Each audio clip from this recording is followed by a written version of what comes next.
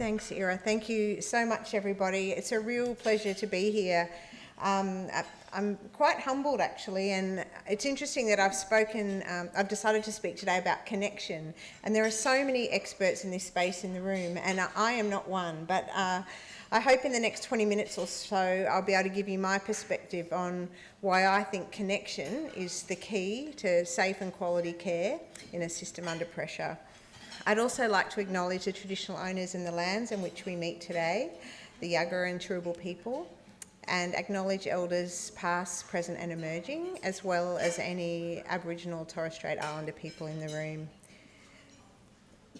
I understand connection. Some of you have seen this before, but this is where I'm from. I'm actually from the Bellinger River in the northern New South Wales, Windjura people, and I show this because I think remembering my childhood and the principles that my family and my parents put in me gives me perspective, and they're the things that are actually, holds my truth and make sure that I'm, living and working each day for the right reasons. So the health system, this is what we want. We want a world-class system for all Queenslanders, high quality care for the patient in a system that's sustainable, with equity of access and outcome, and we need to pay particular care for the vulnerable. And to do that, we need a staff that feels valued and empowered. But we can be disconnected, and I think a lot about the patient that sits in the middle, is the core, and around we have, primary care, we have tertiary hospital care, we have to consider the staff that work within our hospitals, our clinicians. We have community members of all different types from very diverse backgrounds. And I think it's fair to say that often true connection can be a challenge. So one of the things that I am challenged by is that, are we truly patient-centred? We talk about it all of the time, in every, we have a patient-centred approach to the care we provide. And I think we absolutely try to do that, but sometimes I think we need to take a bit of a step back and really think about whether that's the case. And I'm going to start with some of the things that I think about around understanding what value care is for the person that's in front of us. So I'm an orthopaedic surgeon. We've got a lot of operations, and I do arthroplasty, so my operations are really good ones. But, hip and knee, hip replacement in particular is one of the best things you could have, completely change your life. But truly, I think, I don't think there's any doubt, and I'm sure all of us who work in the system understand that there are times when the things that we are offering the patient may not always provide them value. And one of the challenges is that it might provide value for a person a bit like them, but unless we really know what they want, unless we really understand what they as an individual needs to be able to have a high quality, fulfilled life, then sometimes it's difficult for us to make that decision. And we're rushed, and they've, fit the bill, and they've got the symptoms, as it says in the book, they've got the investigations, and this is the way they go. But it's particularly challenging because the health literacy among our community is not always as good as we think it is. And I don't know whether I'm sure you've all experienced that. I think sometimes even members of my own family, I don't have anyone medical in my family, really well-educated people, but sometimes I'm even surprised about what might be a slight lack of understanding of something that I would use every day and think would be reasonably simplistic. And certainly we've now, there's a level of expectation of understanding for our patients that I think sometimes means that they mightn't always really understand what they're in for. And they may not always choose the path that we are recommending they go. Are we truly patient-centred? Primary care, private specialists, public specialists, the system is really quite confusing. And that's not all our faults. The way the funding's set up is confusing. The fact that there's duplication sometimes of records, so people are getting unnecessary investigations on occasion. They are having trouble navigating their way. And for me, one of the things that I think about is that how does this lack of connection present? And it can present in lots of different ways. The most significant way is from people maybe not having well-managed disease or being unwell.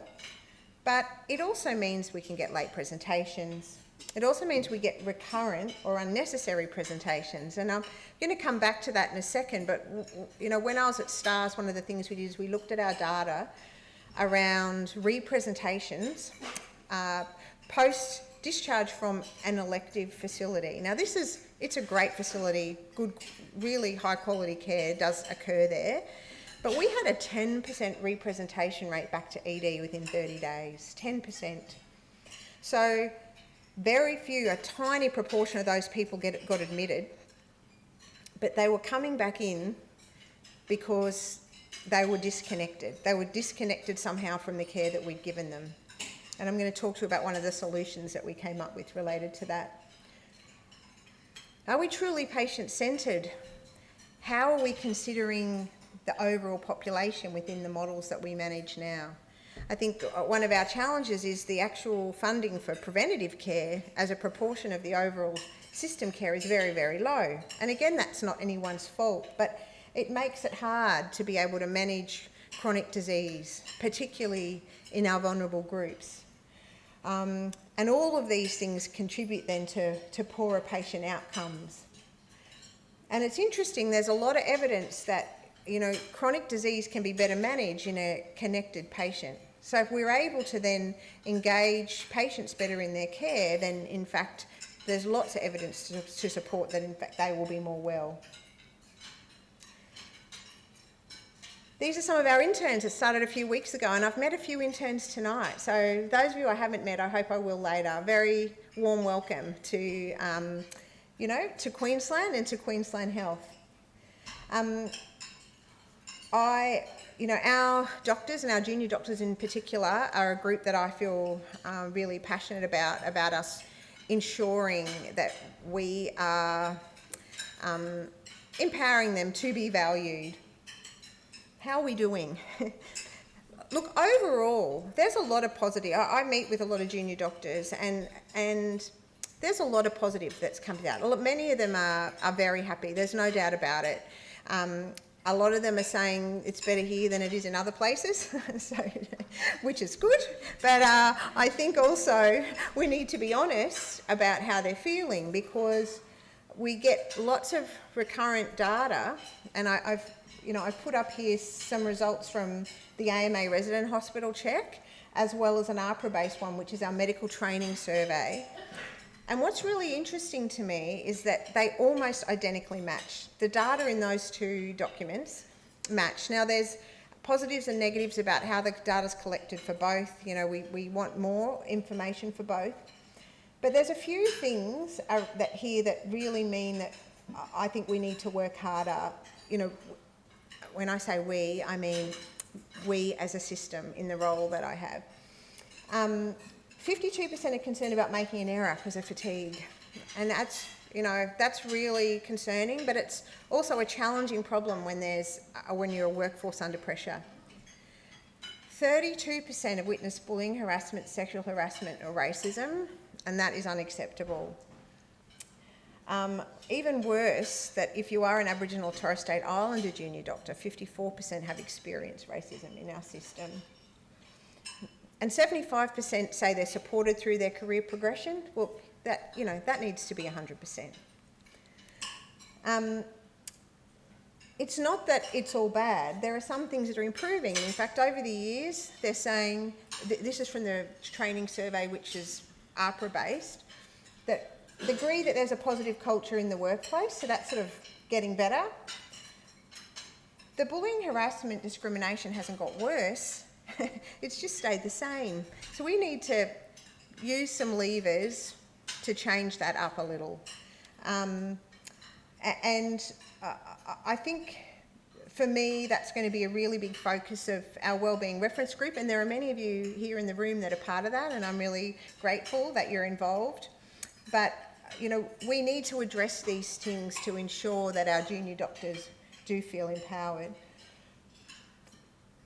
I touched on the career progression thing. The other group I'm particularly interested in and worried about is some of our specialty PHOs are in the role for many years, 6, 7, 8 years, and they feel like they lose direction. And we're working on ways, we need to do more to make sure that they remain connected, because there's, as I say to them, there's many things that they can find joy in and many things that they can be good at, and we just have to support them so that they can find their way, and because at the moment sometimes some of them leave. I'm starting with the negative. It's not all negative. I'm just trying to set the scene. I'm not going to talk too much about the workforce. The country is in a workforce crisis. The world is in a workforce crisis, and medicine in Queensland is no different. It's a really interesting stat, the one at the bottom. This is our workforce strategy for Queensland Health, but there's 40.8% increase in workforce in the last 6 years or something. 40% increase, and there's still not enough. And so that becomes a challenge. The thing I'm really interested in, there's people working in all over the place. The thing I'm really interested in is how we're supporting and retaining. So we've got the patient who's burdened with chronic disease and a bit disconnected. We've got clinician wellbeing that's hugely important, and we've got a workforce crisis. And I think whilst it can get overwhelming to think how are we going to solve all of these problems, sometimes we just need to start somewhere, and I think that starting somewhere relates to connection. I mentioned our 10% representation rate of the elective patients. It was at STARS. I'm going to acknowledge Katie Burke and Cara Kadinsky, who work in the PODS clinic and Nesquik, which is collecting the data. What they have done, the routine practice is, discharge someone from hospital, they might follow up with their GP and come into a clinic in 6 weeks. But if you've got a representation rate at 30 days, that's not good enough. So what they've done is PODS, a post-operative discharge support service, where essentially when a patient leaves the hospital, they get a phone number for a nurse on a piece of paper, so that if they've got concerns, they call them. Not between midnight and 6 a.m, but they call them. And what it's meant within only 3 months of it starting is that they've had now they've seen, I think it's actually up to 1,000 patients have gone through and contacted. And I won't go through in too much detail, but over on the far side, the blue line was representations per specialty before PODS, and the little black dotted line is representations after PODS. So dramatic decrease in the number of people that have required to go back to the ED, and still very few people requiring admission. So I give this as an example because even just at a higher level, simple ways to be able to connect the patient within the system is a start. But it's actually got to be deeper than that, because finding a practical connection of the patient and the system is important. But the thing I'm really interested in is the work that's happening around social connection, empathy, compassion. Because the evidence for that shows that in the community in general, not even in healthcare, in the community in general, social connection is associated with better wellbeing, and that better wellbeing gives you the resources to optimise performance. So that the creativity and the confidence to actually to be your best self, and all of those things improve the way you feel about your life, your well-being. And I think us being able to link into that connection within our hospital system is hugely important. And if that's just the case with the general public, I took a deeper dive as to what is some of the evidence around this within our occupational group in particular. So this is a study out of Spain, and I really liked it because they were looking at human connections and their roles with different, with occupational wellbeing. I know Claire's in the room, she's a specialist in this area if I get any of this wrong. Wellbeing of healthcare professionals. And they looked at sort of 3 different things. They were particularly interested on whether empathy, and that's that, you know, cognitive professional empathy, is protective. And what's the effect of loneliness, age, family burden, professional experience, work dedication and salary? And they hypothesised that in fact empathy would be protective for work-related stress for the workers. So empathy within their, I guess their persons, but also in the way they manage their day would be protective. And that loneliness would increase the risk. And that probably that there's a variation between occupations and sex. So the empathy as they described it, and they utilised well-established tools to measure it, I didn't put those in, but you know, the cognitive understanding and experiences, concerns and perceptions of a patient, and the ability to communicate, the understanding, and an intention to help. Because it was seen, in fact, that this empathetic relationship is beneficial for the patient, and the question that these people were posing is it also then beneficial for the clinician. And these are their results. They looked particularly at sort of collateral effects, so they talked about overall effects, somatisation, exhaustion, alienation. They used those key things as sort of being not what you want in wellbeing. So what about empathy? So when they actually examined the whole group for their skills, they actually found across all of those areas, people who were empathetic were protected against the collateral effects of all of those things. Inversely, people who were lonely, and that was the perceived lack of connection by the person, lack of social connection, had the opposite effect. And in fact, they experienced those collateral effects more significantly. And I think that this was really interesting for me as you're reading it, because how are we then ensuring that people can be empathetic? Do we need to train people to be empathetic? Probably.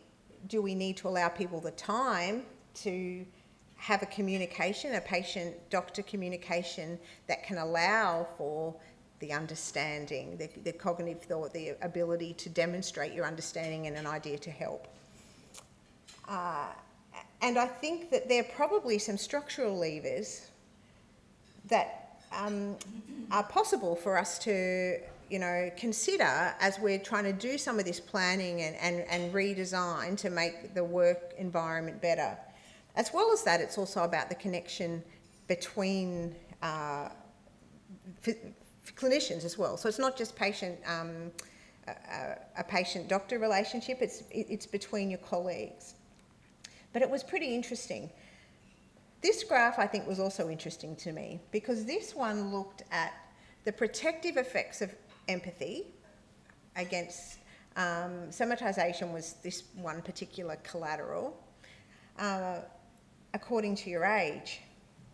So does, you know, if you balance then for age, and interestingly they balance for experience, because the natural thought would be you are more experienced as you get older, which you are, but it wasn't quite as straightforward as that. And the green line there is female doctors. And it actually demonstrates an improvement in the protections you get from empathy as you get older, which I thought was really nice, mainly for me, but also actually for all of you in the room, because even you who are young now, you can know that you are sliding down that nice hill on the way. And so I thought, you know, there's obviously a lot to unpack, and there'll be people in the room who will be able to explain that, but I thought that was really interesting. And so in fact, it's even more important that we are able to have that social connection because it will be very protective for us as we age. Interestingly, male doctors are the black line. Do you see that? Unchanged, just straight across. No, this is who I am. No, I was born this way. Yeah, I thought that was pretty funny. Not you, Professor Pern, of course. Yeah. I'm not going to touch on this for too long, but as we're trying to work on, there's a lot of Tate Chenefelt fans in the room. I'm one. Jen, I'm sure Margaret. And I know that connection actually isn't talked about in Wellbeing 2.0. Connection was still Wellbeing 1.0. I've always been a little bit behind the 8 ball in some of these things, but I think it is still touched on it's about meaning and purpose and self-compassion. But really what the Chenefelt work is, and what I deeply believe, and I know many of you do, is that overall wellbeing for medical staff is a little bit about the individual. It is. You need to look after yourself and have skills to manage difficult situations, but it's also a lot about our system. And so therefore, those of us that have roles within the system need to be working on the structural levers to ensure that people can be well. So when we look at Queensland's population, it's no surprise to you that little blue dot is the percentage of outback Queensland population compared to the landmass. And whilst we have some workforce challenges in the regions, and we do in Metro, particularly out of Metro, it's nothing compared to what they're feeling in the regions, rural and remote. So we need some additional skills in that space. So can connection help in this space? I've just picked out a few articles. A lot of these are local Queensland articles, actually, that have looked at the value of connection to place in being able to attract and retain a workforce. The BMJ one is an interesting one. That was out of UQ last year, and they were trying to look at what's the key time limit. How much time do people need to spend in the regions to be able to decide they want to go back there?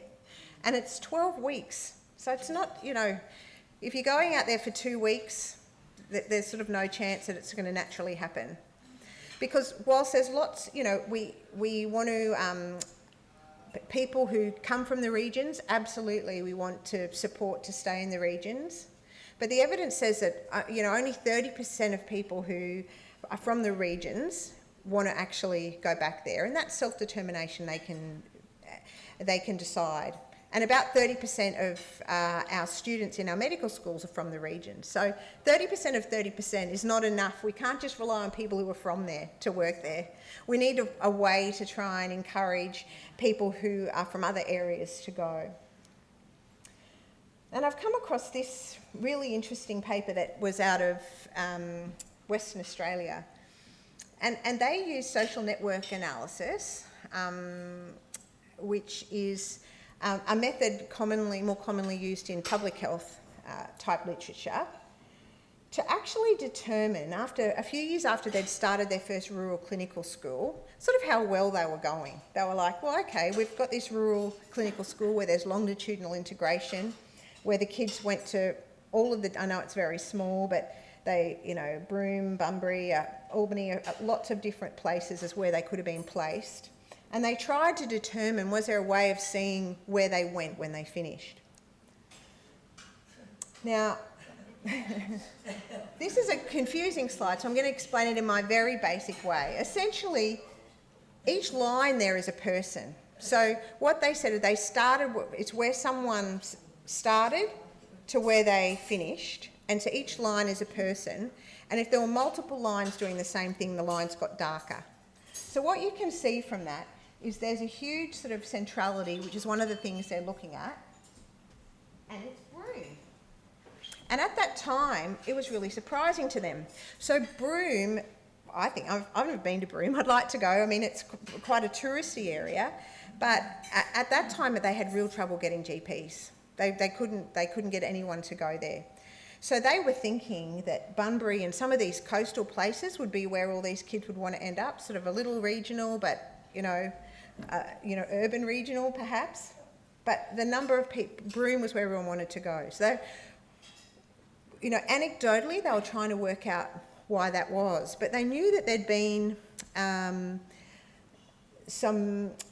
very, very impressive individual, really, who'd set up the Kimberley Health Services there, had a real interest in Indigenous health, real interested in research.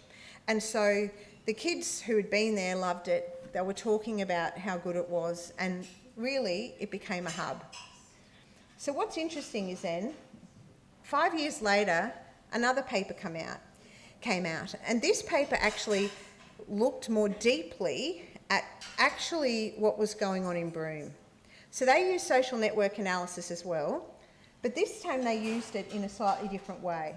So they used Broome, and they contacted all of the new recruits who had been there over the last, I think it was 8 years, and they asked them all to nominate 4 to 8 people who were influential in them coming there, staying, and then there was like a both coming and staying, a sort of a complex one.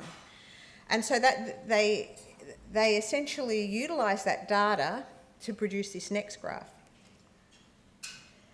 So on this one, the dots are people. And you can see that again, there's centrality, and the centrality all relates to the middle. And what they discovered is that red box is one person, person 6. It's person 6. And it turned out that person 6 was this, you know, amazing leader, academic mentor who, you know, loved Indigenous health, who was able to teach the student, who then connected them, because all of the other connections that they made out of that weren't all work connections. We are at work a lot, but, you know, they were overall social connections, and it was person 6. So the main reason for all these people going was one person. So this is this graph, and this is going to blow your mind. When I look at this, I was like, I had to read it a few times. So that's person 6 in the middle of that graph. So then what they did is that they, within their modelling, removed person 6. I know, he didn't go anywhere, but they literally took out the connections that were related to person 6, and this is the result. Isn't that amazing?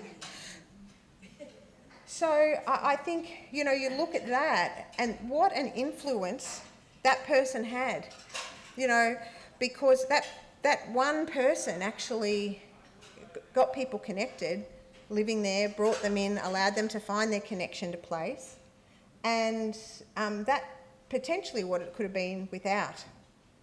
So I think when we get overwhelmed by the mass of the problem, you know, sometimes we can break it down and actually individuals can make a difference. Some of the things that are happening in this space, the regional medical pathways that are existing in combination with a couple of the universities through Darling Downs and Wide Bay, so Rockhampton, Hervey Bay and Darling Downs, is that they're identifying kids from the end of high school, and they're being accepted into a regional medical pathway medical program where they do their undergraduate and then their medicine in that region. So they're hopefully enabling that connection to place so that some of those people can form the social connections, can really, you know, grow their families there and not just be sent out for a 4-week term and have, you know, really trying to set them up for their life. As part of that, and I put Emma Hodge up there, she's not here, I don't know, Emma Hodge is a wonderful young junior doctor, and she's been the Wellbeing Registrar in Bundaberg until now. She's just come down to Brisbane to be a public health registrar, but we've funded 2 Wellbeing Registrars now in Rocky and Bundaberg for the first time, just to see how that goes and hopefully be able to support some of those kids. And that photo was the first group that came into the undergraduate part of the Darling Downs last year.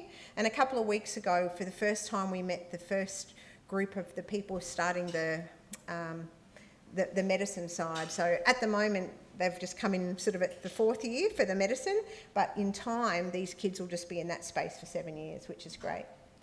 Before I finish, I just wanted to touch on cultural awareness and connection to place. I don't think there's any doubt that a lot of our Aboriginal and Torres Strait Islander people feel disconnected from our system. And certainly the data shows that we've got a lot of work to do to improve outcomes for them, but also just to understand what it is that they really want. Really excitingly, the First Nations First strategy was released last week. Haylene Grogan, I don't know whether some of you would know Haylene, she's our Chief First Nations Health Officer at Queensland Health, and she's a wonderful lady, and she was really proud to release this, and we're all looking forward to trying to work with her to do a better job in that space. Our Indigenous patients, along with several other of our really low socioeconomic groups, have very high rates of fail to attend within our system. And I think the thing that I'm asking myself, are they failing to attend or are we failing to provide? Because cultural safety is clinical safety.